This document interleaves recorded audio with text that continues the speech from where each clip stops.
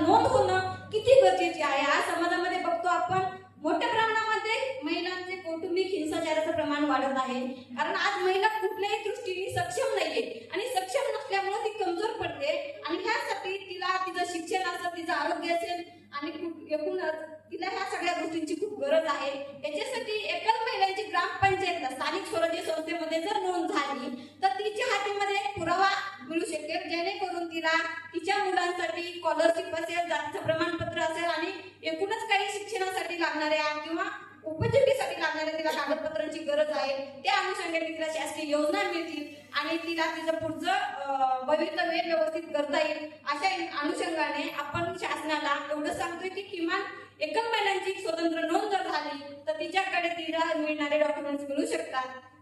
या ठिकाणी मला एवढं सांगायचं की एकल महिलांसाठी ग्रामपंचायत पातळीवर रजिस्टर पण नोंद कंटिन्यू ठेवणं गरजेचं आहे आणि हा मुद्दा पण घेणं खूप गरजेचं आहे आणि एकल महिलांची विवाह नोंदणी करणं पण खूप गरजेचं आहे।